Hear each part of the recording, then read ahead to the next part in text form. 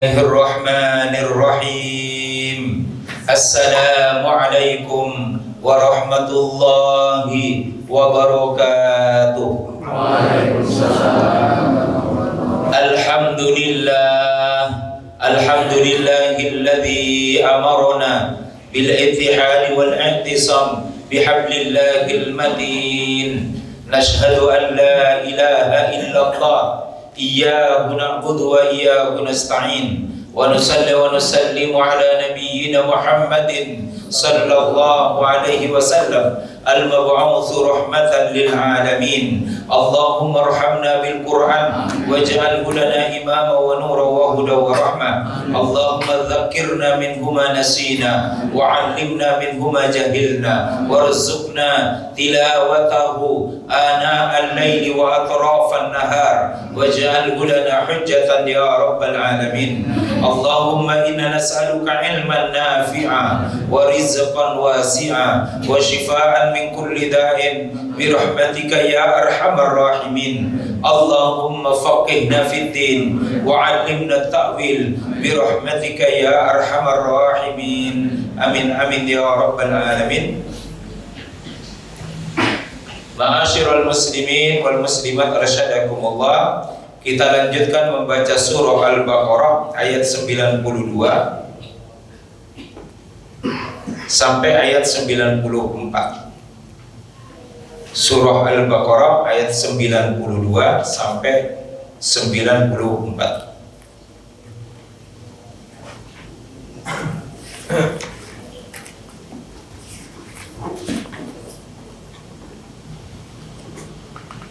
Surah Al-Baqarah ayat 92 sampai 94. A'udzu billahi minasy syaithanir rajim. A'udzu billahi minasy syaithanir rajim. Wa laqad ja'akum Musa bil bayyinat Wa laqad ja'akum Musa bil bayyinat thumma attakhadhtumul 'ijla min ba'dihi Summa takhadhtumul ijla min ba'di wa antum zalimun.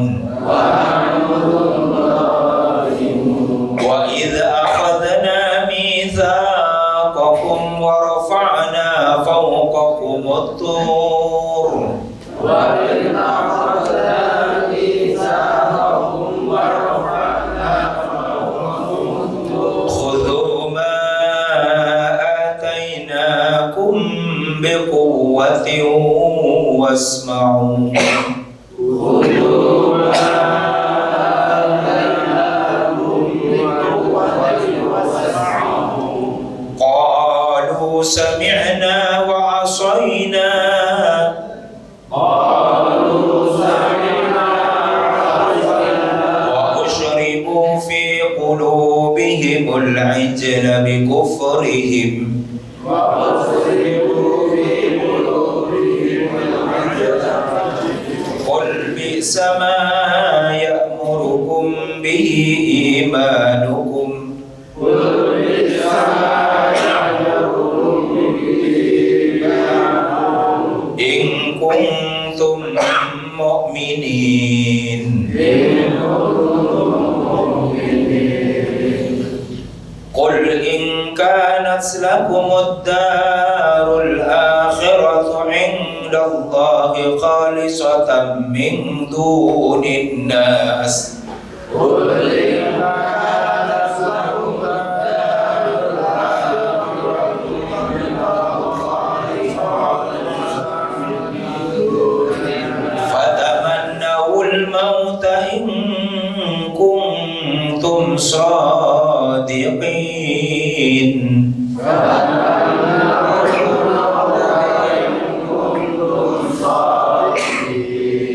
Walaqad dan sungguh-sungguh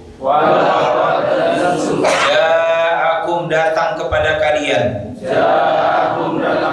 Musa Nabi Musa bil bayyinati dengan mukjizat-mukjizat. Summa kemudian ittakhadtum kalian menjadikan al-ijla patung anak sapi min ba'dihi setelahnya wa antum dan kalian zalimuna menjadi orang yang zalim. Wa idz akhadna dan ingatlah ketika kami mengambil mitsaqakum janji kalian wa rafa'na dan kami angkat fauqakum di atas kalian at-tura gunung Tursina. Khudhu ambillah oleh kalian ma apa-apa atainakum yang kami berikan kepada kalian biquwwatin dengan kekuatan wasma'u dan dengarkanlah. Qalu mereka berkata sami'na kami mendengarkan wa asaina dan kami ingkar wa usyribu dan dicampurkan fi qulubihim di dalam hati-hati mereka al-ijla kecintaan kepada patung anak sapi bi kufrihim karena keingkaran mereka. Qul katakanlah ya Muhammad bi sama sungguh buruk ya'murukum yang memerintahkan kalian bihi dengannya imanukum iman kalian in kuntum jika adalah kalian mukminina orang-orang beriman. Qul katakanlah in kanat jika adalah lakum milik kalian ad-darul akhiratu hari akhirat indallah di sisi Allah khalisatan murni min dunin nasi selain manusia yang lain. Fatamannau maka mintalah kalian al-mauta kematian in kuntum jika adalah kalian shadiqina benar. Bapak Ibu yang dimuliakan Allah Subhanahu wa taala, jadi masih melanjutkan cerita orang-orang Yahudi dan mentalnya orang Yahudi. Jadi ada orang Yahudi tetapi ada mentalnya orang Yahudi. Mungkin orang tidak punya garis keturunan Yahudi, tapi bisa jadi mentalnya mental Yahudi. Maka dijelaskan panjang lebar tentang orang-orang Yahudi ini agar kaum muslimin jangan sampai terperdaya, jangan sampai mengikuti mentalnya orang-orang Yahudi. Walaqad ja'akum Musa, dan sungguh-sungguh telah datang kepada kalian Nabi Musa. Jadi lafaz laqad ketemu dengan ja'a namanya fi'lul madhi. Jadi kalau laqad ketemu fi'lul madhi itu artinya sungguh-sungguh, itu litakid. Tapi kalau laqad bertemu dengan fi'lul mudhari itu artinya kadang-kadang. Ana akulu fil masjid, laqad akulu fil masjid, kadang-kadang saya makan di masjid. Tapi kalau laqad aqaltu bil masjid, saya sungguh-sungguh makan di masjid. Nah, maka ketika disambungkan antara laqad dengan ja'a fi'lul madhi, maka artinya menjadi sungguh-sungguh, memberikan tekanan bahwa ini benar-benar ada dan benar-benar terjadi. Walaqad ja'akum Musa, telah datang, sungguh-sungguh telah datang kepada kalian Musa, Nabiullah Musa alaihissalam. Jadi Nabi Musa itu diutus kepada Bani Israel atau yang disebut dengan orang Yahudi. Walaupun di zamannya Nabi Musa belum disebut namanya Yahudi, tapi baru disebut namanya Bani Israel. Baru di belakang ada Yehuda, lalu kemudian Bani Israel ini dinisbatkan kepada salah satu di antara 12 nama itu, namanya klan Yehuda, lalu diberi nama Yahudi. Dulu namanya itu Bani Israel. Maka ketika dengan Nabiullah Musa alaihissalam belum muncul istilah Yahudi, tapi yang muncul itu adalah Bani Israel. Walaupun Bani Israel itulah yang dimaksud dengan Yahudi. Walaqad ja'akum Musa, dan sungguh-sungguh telah datang kepada kalian wahai Bani Israel atau orang-orang Yahudi. Siapa? Seorang nabi dan rasul yang bernama Nabiullah Musa alaihissalam. Bil bayyinati, Nabi Musa itu membawa mukjizat. Mukjizatnya luar biasa. Tongkat dipukulkan ke Laut Merah, Laut Merahnya membelah. Sehingga Bani Israel selamat dari kejaran pasukan Fir'aun. Itu kan istimewa itu. Dan konon kabarnya tongkat itu sekarang ada di Turki, di Topkapi itu. Nah, kapan kita ke Turki lihat tongkatnya Nabi Musa? Jadi rupanya tongkat itu nggak bagus-bagus banget. Jadi kalau kita ini misalnya mendaki gunung dalam rangka untuk menjaga keseimbangan, kadang-kadang kita ambil tuh ranting-ranting pohon untuk kita bawa sebagai tongkat untuk kesim. Nah, kira-kira tongkatnya Nabi Musa seperti itu. Walaupun mau saya foto itu langsung asyar, tidak boleh katanya petugas itu. Moto itu tidak boleh.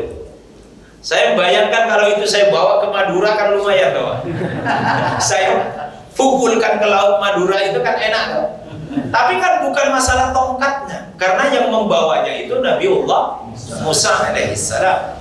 Jadi Islam tidak meletakkan keramat itu pada benda, tetapi meletakkan kepada kesolehan seseorang. Jadi manakala bendanya sama, tapi dipegang oleh orang yang berbeda, dia bisa mendatangkan manfaat yang berbeda. Jadi kalau pisau itu, pisau yang namanya pisau yang dipegang oleh seorang chef tukang masak, dengan pisau yang dipegang oleh seorang perampok, itu bisa jadi sama. Tapi kalau seorang chef yang pegang pisau, itu bisa menjadi racikan makanan yang lezat. Tapi kalau pisau itu dipegang oleh perampok, dia bisa melahirkan banyak kejahatan. Sehingga Bapak Ibu sekalian, bukan pisaunya, bukan mobilnya, tapi yang harus ditingkatkan mutunya itu adalah orangnya. Karena kalau orangnya yang bagus, insya Allah pisau yang tadinya tumpul dia bisa berubah menjadi tajam, karena yang pegangnya itu memang orang yang ahli tentang pisau. Bisa dipahami ya? Maka di Madura rel kereta api bisa jadi pedang. Sehingga ketika dulu mau dibuat, katanya mau dibuat kereta api ke Madura, pesimis langsung kita. Khawatir tidak berumur panjang itu rel kereta api itu. Goro-goro dia ambilin untuk dibuat apa? Dibuat senjata. Wallahu a'lam bishawab. Tsumma takhadtumul ijla min ba'di. Jadi ketika Nabiullah Musa datang membawa mukjizat yang tampak luar biasa hebat, apa yang terjadi? Tsumma takhadtumul ijla min ba'di. Justru Bani Israel, orang-orang Yahudi, mengangkat patung anak sapi sebagai sesembahan. Sehingga Nabiullah Musa alaihissalam marah semarah-marah. Sampai patung anak sapi itu dipenggal oleh Nabi Musa, dihancurkan, lalu dilemparkan ke sungai. Sehingga konon disebutkan di dalam kitab tafsir ini, sungai itu berubah menjadi kuning. Loh, kenapa patung anak sapi yang mereka inginkan? Karena Bani Israel itu dia mencontoh kaum Kanaan, yang ketika ada patung anak sapi mengeluarkan emas, dia berharap juga dari emas itu nanti keluar, dari patung anak sapi itu nanti keluar apa? Keluar emas. Sehingga ketika dibuat patung anak sapi, disembah patung anak sapi, lalu kemudian dimarahi oleh Nabi Musa, bahkan patung itu dipenggal, lalu dihancurkan, dibuang ke sungai. Sehingga tiap kali orang itu memakan air, meminum air dari sungai itu wajahnya berubah menjadi kuning. Kan sudah langsung ke emas-emasan wajahnya. Kira-kira begitu. Nah, Bapak Ibu sekalian yang dimuliakan Allah Subhanahu wa taala, wa antum zalimun, maka jelas-jelas kalian itu sudah berbuat zalim. Kebenaran sudah di depan mata, mukjizat sudah ditampakkan, yang tidak mungkin bisa dilakukan oleh manusia biasa kecuali oleh seorang nabi dan rasul. Loh, kok bisa-bisanya Nabi Musa masih hidup, kok tiba-tiba menjadikan patung anak sapi menjadi nopo, menjadi sesembahan. Maka diingatkanlah oleh Allah Subhanahu wa taala dalam surah Al-Baqarah ayat 93, wa id akhadna mitsaqakum, dan ingatlah ketika kami mengambil mitsaqakum, janji-janji kalian. Maka termasuk kita umatnya Nabi Muhammad sudah dimintai janji di dalam Al-Qur'anul Karim. Wa id akhadha rabbuka min bani adama min dzurriyyatihim alastu bi rabbikum qalu bala syahidna. Jadi ketika kita semua ini berada di dalam rahim ibu kita, maka malaikat sudah datang bertanya kepada kita, bukankah Allah itu adalah Tuhan dan sesembahanmu? Maka kita semuanya menjawab bala syahidna, benar, Allah adalah pencipta dan sesembahan kami. Itu janji kita. Sehingga hidup kita sampai dari lahir sampai nanti meninggal itu dalam rangka untuk menjaga janji itu saja. Qalu bala syahidna, sungguh-sungguh ya Allah, kami ini bersaksi bahwa tidak ada Tuhan yang disembah kecuali adalah Engkau, Allah Subhanahu wa ta'ala. Sehingga kita hidup ini dalam rangka untuk menjaga janji itu. Sampai kapan? Sampai mati. Allah nggak punya urusan kita mau kaya mau miskin, jadi pejabat bukan pejabat, tidak penting bagi Allah. Yang penting itu adalah orang menjaga keimanannya, la ilaha illallah. Itu saja. Sehingga jangan sampai kita ini terkecoh karena sebab kaya raya kemudian menyebabkan ketaatan kita kepada Allah kemudian berkurang. Jangan sampai karena kemiskinan ketaatan kita itu berkurang. Jangan sampai karena kita punya jabatan sibuk dengan pekerjaan lalu menyebabkan iman kita juga menjadi rusak. Na'udzubillahi min dzalik. Maka di dalam surah Al-Anbiya ayat 35 Allah Subhanahu wa taala berfirman, "Wa nabluukum bisyarri wal khairi fitnah." Akan kami jadikan sebagai ujian bagi kalian semua perkara yang mendatangkan kebaikan dan semua perkara yang mendatangkan keburukan. Kebaikan itu bisa menjadi fitnah, keburukan pun bisa menjadi fitnah. Apa maksudnya menjadi fitnah? Karena dia dipalingkan dari keimanan dan ketaatan kepada Allah Subhanahu wa ta'ala. Kapan orang bisa berpaling dari ketaatan kepada Allah? Karena dia sedang memburu harta benda, karena dia sedang memburu jabatan, karena dia sedang mencari pengaruh. Bisa jadi orang kemudian berpaling dari ketaatan kepada Allah Subhanahu wa ta'ala.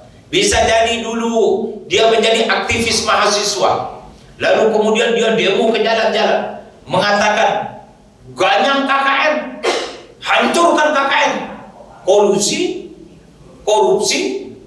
nepotisme, kan begitu. Dan dia sedang jadi mahasiswa. Rupanya dunia berputar. Setelah lulus dari dunia mahasiswa, dia punya kesempatan menjadi pejabat negara, menjadi anggota DPR RI, menjadi ketua fraksi, memiliki kekuasaan yang luar biasa hebat. Yang dulunya ganyang KKN, justru dia ditangkap goro-goro korupsi. Agar kira-kira begitu. Lalu dia bersumpah, kalau saya makan sepeser pun gantung saya di tiang Monas. Pernah itu Pak? Saya tunggu kapan mau digantung di tiang Monas. Padahal sudah ingkrah dihukum seperti itu. Jadi ketika dulu jadi mahasiswa belum punya jabatan, belum melihat uang banyak di depan matanya, itu masih lurus-lurus. Masih lurus-lurus. Tapi giliran dia punya kekuasaan, di depan matanya ada uang yang banyak, ini rupanya menyebabkan pikiran ini oleng Pak. Mensilaukan. Mensilaukan tadi. Maka ayat ini ingin memesankan kepada kita, jangan sampai kecintaan kita kepada urusan dunia itu menyebabkan kita ini ingkar kepada Allah. Karena sesungguhnya hidup kita hanya untuk menjaga satu perkara saja yang kita jaga. Apa itu? Janji kita untuk senantiasa taat hanya kepada Allah Subhanahu wa ta'ala. Dalam keadaan kaya, kan kadang-kadang kita kaya punya uang banyak, gitu. Kadang-kadang kita miskin tidak punya uang. Kadang-kadang kita sehat, kadang-kadang kita sakit. Kan begitu tuh hidup itu. Kadang-kadang sehat, kadang-kadang sakit. Maka gimana caranya ketika sehat dan sakit, frekuensi iman kita kepada Allah tidak boleh berkurang. Sholat tetap dikerjakan sesuai dengan kedudukannya. Ketika dia sakit, mungkin sholatnya dengan cara berbaring, dengan cara tidur-tiduran. Mungkin ketika dalam keadaan sakit dia bertayamum. Kan begitu toh Pak? Walaupun dalam keadaan sakit. Jadi tidak boleh iman yang rusak. Begitu pula dalam keadaan kaya maupun miskin. Maka seharusnya iman itu tetap harus dijaga. Karena janji kita hidup di dunia itu sesungguhnya dalam rangka untuk menjaga apa? Janji untuk taat beribadah hanya kepada Allah Subhanahu wa ta'ala. Wa idza akhadna mitsaqakum, dan ingatlah ketika kami mengambil janji kalian. Wa rafa'na fawqakum tur, dan di dalam kasusnya orang Yahudi ketika Bani Israel diambil janjinya untuk tidak lagi menyembah kepada patung anak sapi. Maka diberikan pilihan oleh Nabi Musa. Kamu tetap sembah patung anak sapi, maka bukit Tursina akan dijatuhkan di atas kepala kalian. Atau kalian taat hanya kepada Allah Subhanahu wa ta'ala. Tidak berani mereka, takut mereka. Sehingga akhirnya dia memilih untuk bersujud. Walaupun sambil kepalanya nengok ke atas, takut betul-betul bukit Tursina itu jatuh. Inilah namanya keimanan dengan ancaman. Kira-kira begitu. Jadi keimanan dengan apa? Dengan ancaman. Yang ideal itu ya iman itu dengan kesadaran. Walaupun di dalam proses pendidikan kadang-kadang perlu diancam. Tapi lama-lama setelah dewasa seharusnya orang beribadah itu tidak boleh lagi karena ancaman. Nah, karena bosnya rajin sholat, anak buahnya akhirnya juga rajin sholat. Katanya sekarang itu lebih religius Kemendikbud daripada Kementerian Agama katanya. Karena menterinya tiap kali sholat selalu sholat berjamaah, sehingga tempat sholatnya sekarang jadi ramai. Karena Pak Menterinya ikut sholat. Dulu-dulu Pak Menterinya tidak ikut sholat, ya juga sepi juga tempat sholatnya. Nah, seharusnya iman itu tidak perlu melihat, tetapi dibangun atas dasar kecintaan kita kepada keimanan kepada Allah Subhanahu wa ta'ala. Khudhu ma atainakum biquwwati wasma'u, ambillah oleh kalian janji kalian itu biquwwatin, dengan mengerahkan kekuatan. Jadi baik itu kekuatan pikiran maupun kekuatan fisik itu dikerahkan seluruhnya. Wasma'u, dan dengarkanlah.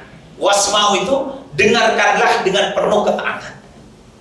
Jadi mendengarkan dengan penuh ketaatan. Qalu, tapi apa yang terjadi? Bani Israel mengatakan sami'na wa asaina. Kami mendengarkan, tapi setelah itu kami ingkar. Dan akhirnya apa? Wa usyribu fi qulubihimul ijla bi kufrihim. Sepeninggal Nabi Musa alaihissalam, mereka kembali akhirnya membuat patung anak sapi untuk mereka sembah. Itu artinya mereka kufrun. Kufrun itu artinya telinganya itu ada tutupnya, sehingga pelajaran tentang iman yang diajarkan oleh Nabi Musa alaihissalam belum sempat bisa masuk. Kalaupun mereka sujud karena mereka takut dijatuhkan kepadanya bukit Tursina. Sehingga ketika Nabi Musa alaihissalam tidak ada, mereka kembali kemudian ingkar lagi kepada Allah Subhanahu wa ta'ala. Qul bi'sa ma ya'murukum bihi imanukum. Katakan ya Muhammad, sungguh buruk perintah iman mereka. In kuntum mu'minin.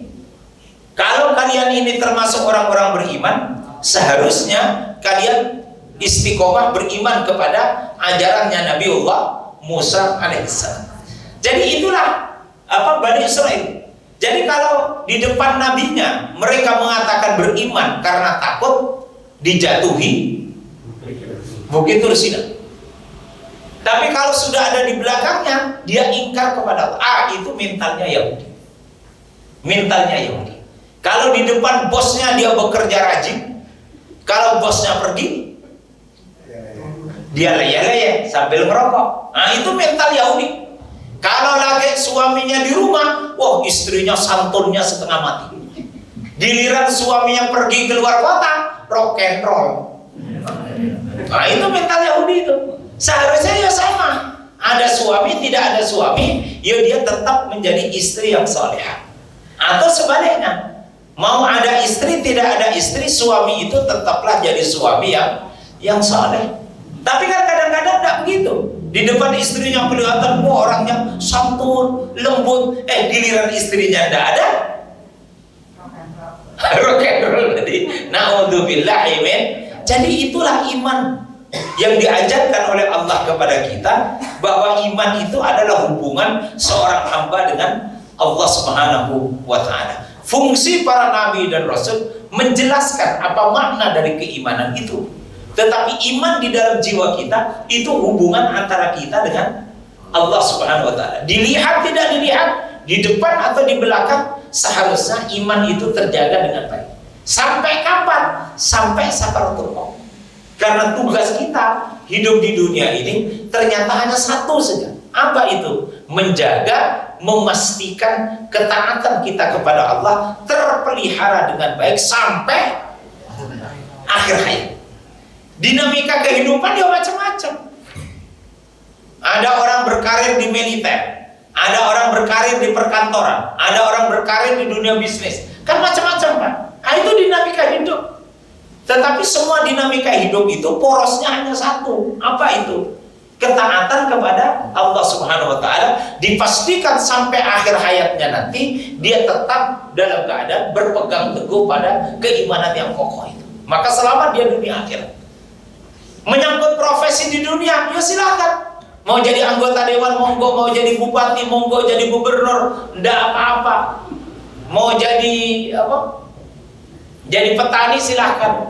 Mau jadi pedagang, ndak apa-apa. Jadi orang kaya, monggo. Jadi orang miskin, ya ndak apa-apa. Monggo, silahkan. Itu semua dinamika kehidupan. Tapi ada satu rumus yang tidak boleh hilang dalam kehidupan kita. Apa itu? Ketaatan kepada Allah. Jangan sampai pekerjaan menyebabkan kita kehilangan ketaatan kepada Allah. Jangan sampai popularitas menyebabkan kita hilang ketaatan kita kepada Allah. Jangan sampai jabatan, pangkat dan jabatan menyebabkan hilang ketaatan kita kepada Allah Subhanahu wa Ta'ala. Kalau kita taat kepada Allah, pasti bersifat universal. Tapi kalau taat kita kepada seseorang, pasti sifatnya partisan, tidak mungkin universal. Kalau kita taat kepada partai politik, maka kita hanya akan mengagung-agungkan partainya, sehingga menutup telinga kita dari kebaikan partai yang lain. Kan menjadi tidak adil. Tapi kalau taat kepada Allah, Allah bukan anggota partai politik. Allah itu bukan suku tertentu. Allah itu bukan kelompok tertentu. Maka Allah bersifat universal. Ya ayuhan nas inna khalaqnakum min dzakari wa untha wa ja'alnakum syu'uban wa qabaila lita'arafu. Jadi kalau kita taat kepada Allah, maka kata Allah, Allah menciptakan laki-laki dan perempuan, berbangsa-bangsa, bersuku-suku, dan semua bangsa-bangsa, suku-suku, laki-laki dan perempuan itu, kata Allah, lita'arafu, untuk membangun hubungan komunikasi yang harmonis. Nah itu kalau taat kepada Allah, membangun komunikasi yang baik tanpa membeda-bedakan dengan siapapun, lita'aruf. Wabil walidaini ihsana, sering-seringlah menebarkan kebaikan kepada kedua orang tua, kebaikan kepada tetangga dekat, kepada tetangga jauh, sahabat dekat, sahabat jauh, berbuat baiklah kepada mereka. Itu kalau Quran, tidak milih-milih berbuat baik itu. Yang namanya tetangga ya tetangga, mau dia cerewet pendiam ya namanya juga tetangga. Ya dikasih kebaikan yang sama, walaupun yang satunya cerewet, satunya pendiam. Ada nggak bapak-bapak punya tetangga jengkelkan? Ada nggak? Tapi walaupun menjengkelkan, statusnya tetaplah dia tetangga. Lalu kalau kita punya kebaikan, kira-kira dilompati apa tidak? Dilompati goro-goro jengkelkan, ya jangan Pak. Karena Qurannya mengatakan sepanjang dia tetangga ya harus diberikan haknya sebagai tetangga, kecuali jangan pindah rumah biar nggak punya tetangga yang cerewet seperti itu. Atau yang cerewet itu rumahnya dibeli aja biar dia pindah. Tapi kalau dia tetangga, dia punya hak sebagai tetangga. Dia punya hak sebagai tetangga, maupun mau jengkelkan tidak menjengkel, tidak ada urusan. Kalau kita itu kita punya tetangga, walaupun tetangga itu menjengkelkan, dia punya hak untuk mendapatkan kebaikan dari kita karena dia adalah tetangga. Itu Quran, Pak. Tapi kalau kita pakai rumusnya manusia, pasti milih-milih. Saya sebentar, ini partainya warnanya biru nopo merah. Oh, yang merah kasih yang banyak, yang hijau kasih sedikit, kan repot itu, Pak. Sehingga kalau kepala desa itu menggunakan konsep partai politik, nanti dia tidak bisa memperlakukan rakyatnya secara adil. Dia nanti pilih kasih, yang ikut dengan partai X dia lebihkan, tapi yang tidak ikut nanti tidak dikasih. Kan jadi dolim, dia akhirnya menjadi pemimpin, padahal dia kepala desa untuk semua rakyat. Kan kira-kira begitu. Tapi kalau pakai hukumnya Allah pasti adil, karena Allah bukan bagian dari suku, bukan bagian dari partai politik tertentu. Maka konsep kebaikan menurut Allah itu adalah konsep yang bersifat universal. Bisa dipahami ya? Maka ya sudah, taat kita hanya kepada Allah Subhanahu wa ta'ala. Wa usyribu fi qulubihim al-ijla bi kufrihim, maka dicampurkan di dalam jiwa mereka kecintaan. Jadi kenapa mereka masih berkeras untuk menyembah patung anak sapi? Karena di dalam hatinya sudah ada hubbun, ada kecintaan. Hubbuka syai' ya'ma wa yasum. Karena cinta itu menyebabkan orang tuli dan buta, buta dan tuli. Namanya cinta. Dulu jenengan waktu pacaran senang sama istri, Pak? Pripun? Hujan-hujan datang enggak? Datang hujan-hujan. Oh, tidak ada urusan. Mau panas, mau dingin, mau hujan. Yang namanya udah cinta itu rasanya wes was. Kan waktu dulu remaja itu loh, Pak, Bu, pernah enggak? Kan kira-kira begitu tuh. Oh, namanya aja cinta. Maka cinta itu kalau orang tidak bisa mengelola dengan baik, dia bisa menyebabkan menjadi orang yang buta dan menyebabkan menjadi orang yang tuli. Maka Rasulullah mengajarkan kepada kita, ahbib habibaka haunamma. Kalau kamu mencintai, cintailah sekedarnya. Jangan sampai melebihi cintanya kepada Allah dan Rasulullah. Cintai sekedarnya. Karena bisa jadi suatu saat nanti orang yang kamu cintai justru menjadi pengkhianat yang paling utama. Bisa jadi, Pak. Dulu sudah sayang-sayang suami istri, tiba-tiba muncul masalah. Setelah muncul masalah, seakan-akan jadi musuh antara langit dan bumi. Benar apa enggak itu? Kan sering tau, Pak, dipertontonkan di TV itu. Yang mudah-mudahan kita tidak ikut menontonnya. Wa abghid baghidaka haunamma. Kalau kamu membenci sesuatu, maka bencilah sekedarnya saja. Karena bisa jadi yang dibenci itu malah jadi suaminya. Ada nggak di sini bapak-bapak punya istri sekarang dulu kelihatannya ketus ke jenengan? Ada nggak, Pak? Ada, Pak. Dulu waktu masih remaja kelihatannya ketus, kelihatannya apa? Oh, marah-marah terus. Tak taunya malah jadi istrinya. Ketingnya ding. Maka ya itu, kalau mencintai sekedarnya, kalau membenci sekedarnya. Jangan sampai melampaui ketaatan kita kepada Allah dan Rasulullah Muhammad SAW. Karena cinta kita kepada seseorang bisa jadi suatu saat orang itu menjadi orang yang paling jahat kepada kita. Atau sebaliknya, kita benci kepada seseorang, suatu saat tiba-tiba yang kita benci itu justru malah menjadi istri kita atau menjadi orang yang dekat dengan kita. Qul bi'sama ya'murukum bihi imanukum. Maka iman orang-orang Yahudi yang memerintahkan mereka untuk menyembah patung anak sapi, bi'sama, buruk, sangat buruk. In kuntum mu'minin, dari sudut pandang orang beriman. Jadi orang beriman memandang orang Yahudi ini bi'sama, sungguh amat sangat buruk dunia sampai nanti di akhirat. Tetapi Bapak Ibu sekalian, orang-orang Yahudi ini karena mereka merasa orang yang paling mulia di muka bumi, tetap mereka punya sesumbar, Pak, bahwa akhirat itu milik mereka, kapleng untuk mereka, karena mereka manusia istimewa. Dulu dia mengatakan, lan tamassanan naru illa ayyaman ma'dudat. Kalaupun kami ini berbuat salah, besok paling-paling kami dimasukkan ke neraka itu hanya sebentar aja. Paling 1 minggu lah, paling lama 40 hari. Setelah itu dikeluarkan. Lalu setelah itu mereka sesumbar lagi yang kedua. Qul in kanat lakumud darul akhiratu 'indallah khalisatan min dunin nas. Orang-orang Yahudi itu sesumbar bahwa akhirat itu hanya milik mereka saja besok. Rumah di akhirat itu hanya miliknya orang Yahudi. Kelompok yang lain tidak boleh masuk. Nah, kan kira-kira begitu kan sesumbarnya orang Yahudi.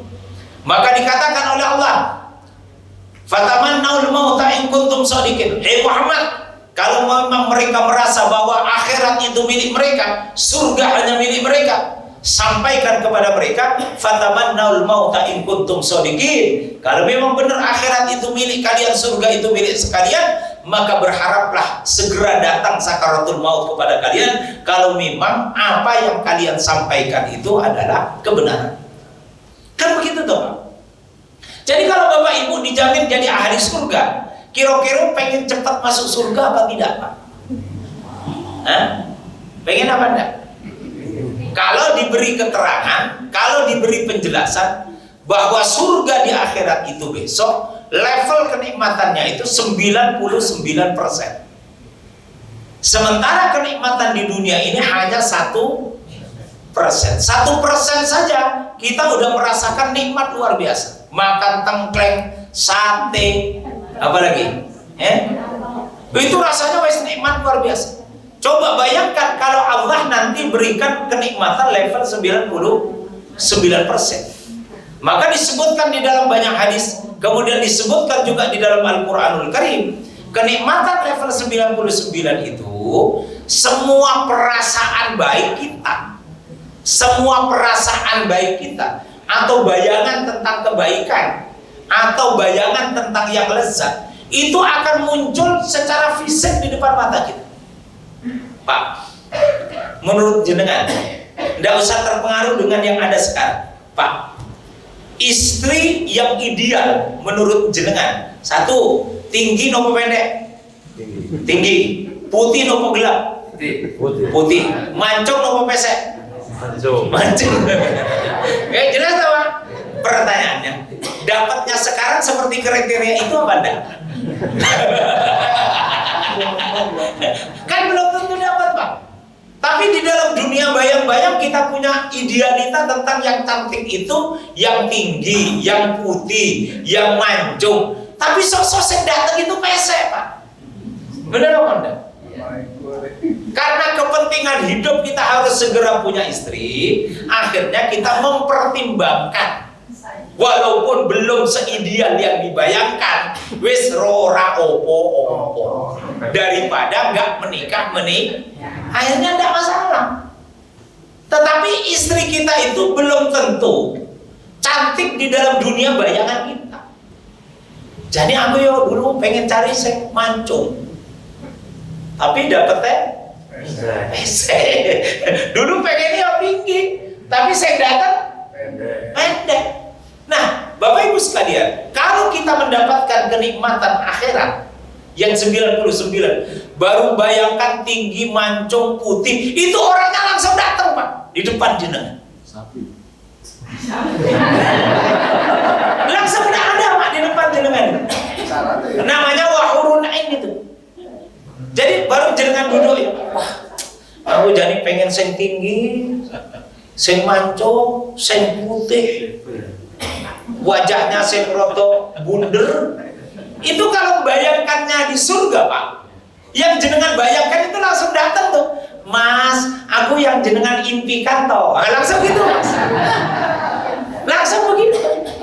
Dia dan langsung mengatakan, monggo Mas, aku manut jenengan mau ngapa-ngapain wis monggo. Monggo. Langsung mobil tuh, langsung mobil. Oh, mobil tuh langsung mobil tuh. Dan tidak ada batasan Pak, dunia 4. Akhirat tidak ada batas Pak. Jangan mau minta berapa coba? Jadi coba bayangkan. Jadi kalau orang memang dijamin oleh Allah ahli surga, justru dia rindu untuk menjadi ahli surga, segera meninggal. Karena fasilitas di alam kubur itu nanti akan jauh lebih lengkap dibandingkan dengan fasilitas yang ada di dunia. Baru membayangkan saja sudah datang. Membayangkan tengkleng datang tengkleng. Membayangkan nasi liwet datang nasi liwet. Membayangkan apa lagi? Ya? Durian. Datang durian. Wes nanti ada montongnya, ada kulit hitam. Baru siapa lalu ya? kulit hitam gitu. Nah, itu kenikmatan di surga. Sehingga dikatakan fatamannaul mauta in kuntum shadiqin. Kalau memang kalian mengatakan kapling akhirat itu adalah milik kalian, ya sudah, kalian minta saja cepat mati. Kalau memang itu benar-benar kalian menganggap diri kalian itu pemilik kapling surga.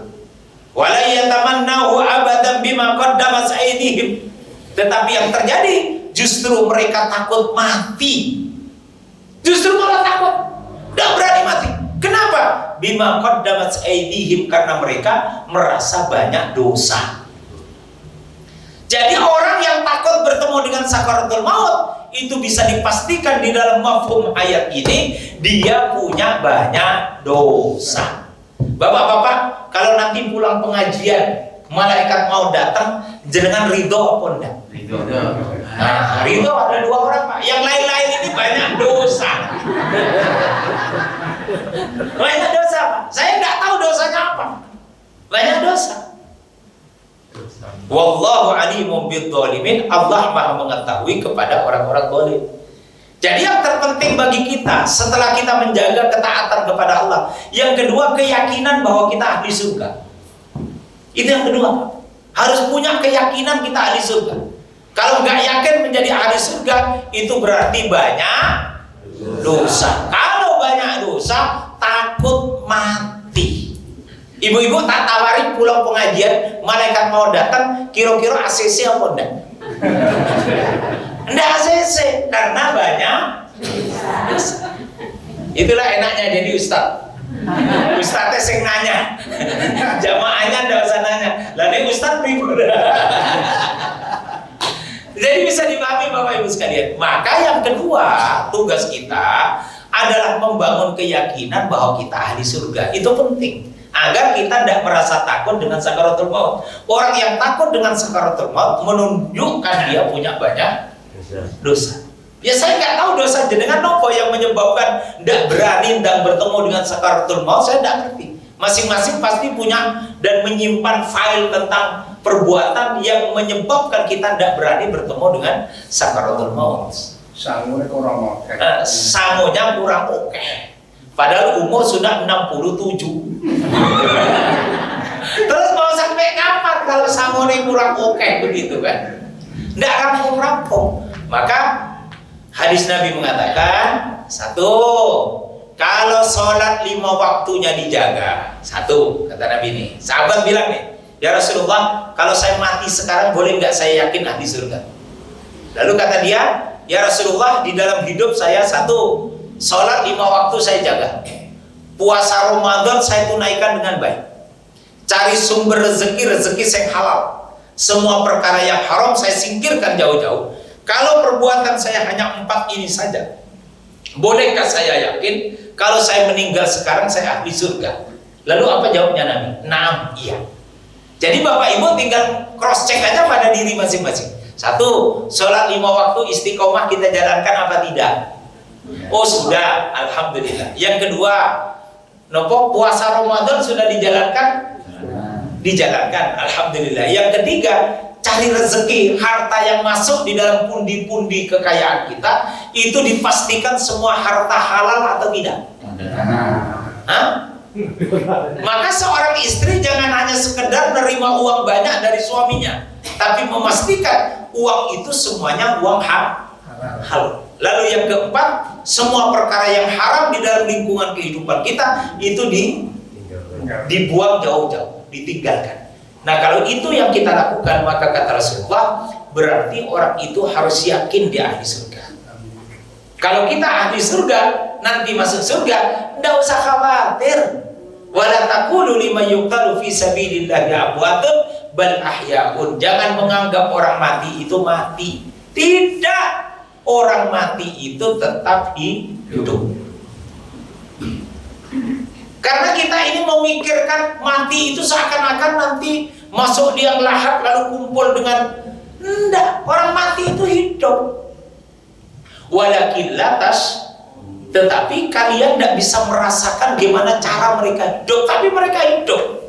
Bahkan di dalam surah Al-Baqarah dikatakan, wa basyiril ladzina amanu wa 'amilus solihati anna lahum jannatin tajri min tahtihal anhar kullama ruziqu minha, dikasih rezeki min thamaratir rizqa qalu hadzal ladzi ruziqna min qabl. Wah, ternyata di alam kubur itu dia senang rambutan, dikasih oleh Allah rambutan.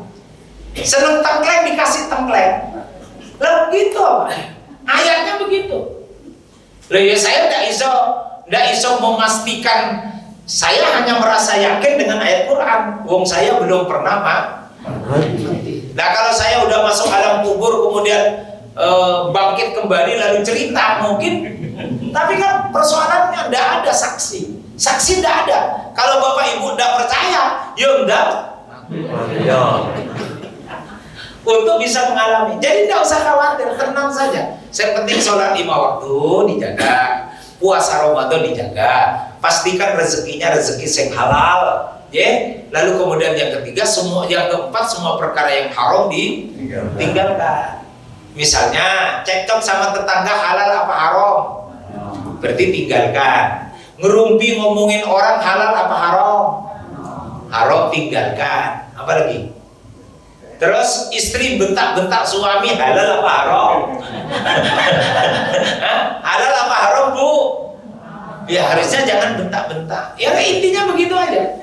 Jadi yang kita jaga hari ini apa? Satu, jaga ketaatan kepada Allah. Yang kedua, membangun keyakinan bahwa kita ahli surga. Kalau dua itu sudah kita pegang, insya Allah kerja itu nyaman, mudah urusan kita.